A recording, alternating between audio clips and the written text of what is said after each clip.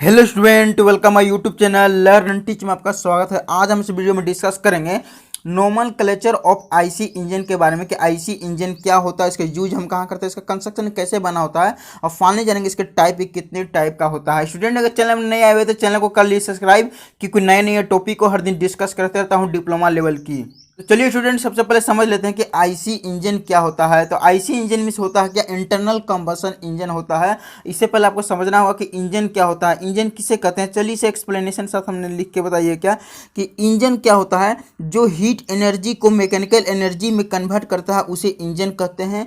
Means जो heat energy, कोई चीज़ में अगर हीट जनरेट होती है और उसके सहयोग से हमें कोई मैकेनिकल वर्क मिले, उसी को हम लोग इंजन कहते हैं। अब इंजन के दो टाइप होते हैं। सबसे पहला टाइप होता है क्या, इंटरनल कंबशन इंजन, और दूसरी होती है एक्सटर्नल कंबशन इंजन। तो हम इस जो वीडियो में डिस्कस कर रहे हैं वो इंजन का फर्स्ट टाइप के बारे में डिस्कस कर रहे हैं, इंटरनल कंबशन इंजन के बारे में, मीन्स आईसी इंजन के बारे में। अब हम समझेंगे कि आईसी इंजन क्या होता है। देख सकते हैं, मैं यहाँ पे लिख के बताइए क्या, जब भारी मात्रा में कंबशन चेंबर या कंबशन इंजन के अंदर हीट जनरेट होती है और मैकेनिकल एनर्जी प्रोड्यूस होती है तो उसे आईसी इंजन कहते हैं, मीन्स इंटरनल कंबशन इंजन कहते हैं। मतलब है क्या कि इंटरनल कंबशन इंजन, नाम से ही पता चलता है इंटरनल मीन्स अंदर में एक कंबशन होती है, मीन्स वहां पे हीट जनरेट होती है बहुत ज़्यादा मात्रा में, उसके सहयोग से हमें मैकेनिकल एनर्जी मिलता है और उसके सहयोग से हम किसी चीज़ में इसे वर्क कर सकते हैं, यूजफुल वर्क। उसी चीज़ को यहाँ पे इंटरनल कंबशन इंजन कहते हैं। मीन्स इंजन के अंदर कोई भी हीट जनरेट होता है, उसके सहयोग से हम कोई मैकेनिकल वर्क करते हैं, उसी को हम लोग इंटरनल कंबशन इंजन कहते हैं। अगर इसका यूजेस की हम बात करते हैं कि इसका यूज कहाँ होता है, तो इसका यूज हम लोग लगभग आजकल के सभी गाड़ियों में इसका यूज होता है। और कहाँ पे यूज होता है, इंजन में। मीन्स अभी के जो जनरेशन में जो गाड़ियाँ चल रही है उसके अंदर जो इंजन लगी होती है उसमें आईसी इंजन लगे होते हैं। नॉर्मल जो भी गाड़ियाँ आता है, जैसे कि मोटरसाइकिल हो गई, कार हो गई, बस हो गई, ट्रक हो गई, इसी मीन्स जितना भी अभी गाड़ियाँ चल रही है उसमें हम लोग आईसी इंजन का यूज करते हैं। तो इसमें जो भी ये फंक्शन होती है, जो भी इसके अंदर जो कंबशन होती है वो इंटरनली होती है इंजन के अंदर, और वहीं के सहयोग से हमारा गाड़ी यहाँ पर रन करता है। इसी कारण इसे इंटरनल कंबशन इंजन कहते हैं। इंजन के कितने टाइप होते हैं, इसके दो टाइप होते हैं। फर्स्ट नंबर पर इसके टाइप आते हैं स्पार्क इग्निशन, और सेकंड नंबर पर आते हैं कंप्रेशन इग्निशन। चलिए अब हम समझते हैं क्या कि आईसी इंजन किस तरह से बना होता है और कौन कौन से इसके नोमेनक्लेचर में कौन कौन से पार्ट के नाम होते हैं।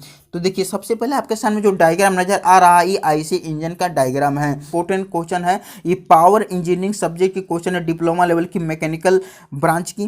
तो इसी अगर अटेम्प्ट कर लिए कम से कम आपको 10 नंबर 100% आने ही आने हैं। तो चलिए इसे समझते हैं। इसके अंदर क्या होती है, एक सिलेंडर होती है। तो इसको जो हरे रंग की नजर आ रही है इस चीज को यहाँ सिलेंडर बोलेंगे। मीन्स सिलेंडर के आकार में होती है और इसी के जरिए फंक्शन होती है। तो सिलेंडर हो गया, और सिलेंडर के अंदर इसके अंदर दो गो पोर्ट होते हैं। सबसे पहला पोर्ट होता है इनलेट पोर्ट है, इनलेट पोर्ट है, इसके अंदर हम फ्यूल को इसके अंदर आता है। अब क्या होती है, इसमें दूसरी पोर्ट होती है आउटलेट पोर्ट, ये इसके आउटलेट पोर्ट है। यहाँ के सहयोग से जो भी एग्जॉस्ट गैस होती है वो बाहर निकलती है। इसे हम लोग सक्शन पोर्ट भी कह सकते हैं इनलेट पोर्ट को, और ये जो एग्जॉस्ट पोर्ट भी इसे बोल सकते हैं आउटलेट पोर्ट को। अब क्या होती है, इसमें दो गो भाल लगे होते हैं। सबसे पहला भाल होती है इनलेट पोर्ट में, इसे हम लोग बोलते हैं इनलेट भाल, इसे इनलेट भाल कहा जाता है। सेकंड भाल होती है हमारे एग्जॉस्ट पोर्ट में, जिसे हम लोग एग्जॉस्ट भाल या आउटलेट भाल भी कह सकते हैं। दोनों जो भाल्व होते हैं इसमें कैम का यूज किया था, इसे कैम बोला जाता है, इसे भी कैम बोला जाता है। और इसके साथ कनेक्ट होता है स्प्रिंग, ये इसकी स्प्रिंग है, ये इसकी स्प्रिंग है, और ये दोनों के बीच में यहाँ पे हम लगाते हैं क्या, एक स्पार्क प्लग लगाया जाता है। ये स्पार्क प्लग यहाँ पे फ्यूल को बर्न करने में काम आता है। अब क्या होती है, ये जो हमारा सिलेंडर है इसके अंदर हम यूज करते हैं क्या, एक यहाँ पे पिस्टन का यूज किया जाता है। इस चीज को यहाँ पे हम क्या बोलते हैं, पिस्टन बोलते हैं, इसे पिस्टन बोलते हैं, जो रेड रंग के नजर है। अब पिस्टन के जस्ट इसमें दो तीन को यहाँ पे लाइनिंग होते हैं जिससे हम लोग पिस्टन रिंग कहते हैं।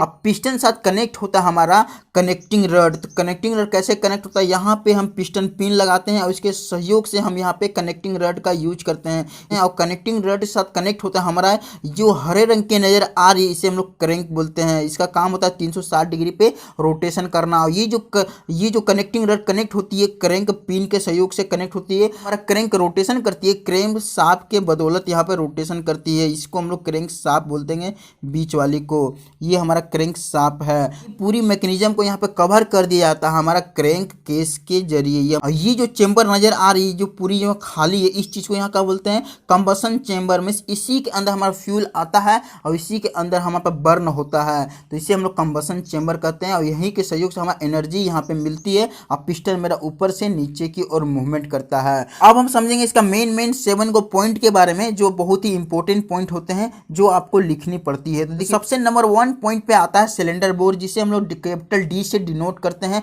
ये क्या होता है, ये जो हमारा हरे रंग की जो नजर आ रही है एक तरह का सिलेंडर होता है, सिलेंडर के आकार में होती है, जो इसके अंदर हमारा जो पिस्टन है मूवमेंट करता है, उसी को हमारे पास सिलेंडर बोर कहते हैं। सेकंड नंबर पे आती है हमारा स्टोक। स्टोक किसे कहते हैं, जैसे कि ये मेरा सिलेंडर है और सिलेंडर में ये लगी हुई हमारा पिस्टन है, तो ये क्या काम करता है, ऊपर से नीचे और नीचे से ऊपर डायरेक्शन में मूवमेंट करता है।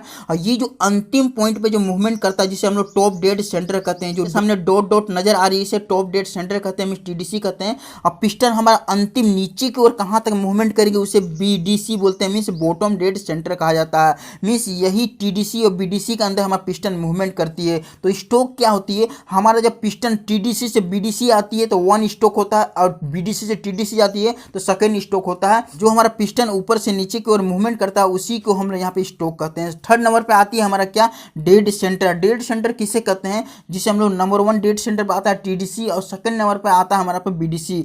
टीडीसी से टॉप डेड सेंटर कहते हैं, मींस हमारा पिस्टन अंतिम छोर तक यहीं तक मूवमेंट करेगा, इसे हम लोग टॉप डेड सेंटर कहते हैं। और लास्ट हमारा पिस्टन नीचे की ओर मूवमेंट करेगा, इसे BDC means bottom dead centre कहते हैं। फोर्थ नंबर पे आता है हमारा पिस्टन स्वेप वॉल्यूम, जिसे हम लोग डिस्प्लेसमेंट वॉल्यूम भी कहते हैं। ये क्या होता है, इसे हम लोग कैपिटल भी और स्मॉल ए से डिनोट करते हैं। कि पिस्टन स्वेप वॉल्यूम होता क्या है, area of piston into stroke length. ये जो नजर आ रही है पिस्टन, इसकी कितनी एरिया है, यहाँ से यहाँ तक कितनी एरिया है, हमारा जो यहाँ पे स्टोक जो लेता है मींस टीडीसी से कितनी लेंथ है, इसको इंटू करने पे हमारा पिस्टन स्वेप वॉल्यूम निकल जाता है। फिफ्थ नंबर पर समझेंगे क्लियरेंस वॉल्यूम किसे कहते हैं, जिसे कैपिटल भी और स्मॉल सी से डिनोट किया जाता है। तो देखिए इसको किसे कहते हैं, तो ये जो नजर आ रही है आपके सामने TDC means top dead centre, हमारा पिस्टन अंतिम छोर तक यहीं तक ऊपर की ओर मूवमेंट कर सकता है, और ऊपर तक यहाँ से यहाँ तक जो बीच में जो डिस्टेंस नजर आ रही है, ये जो चेंबर है टीडीसी के ऊपर में जितनी भी चेंबर, इस चीज़ को क्लियरेंस वॉल्यूम कहते हैं। मींस जहाँ कंबसन होती है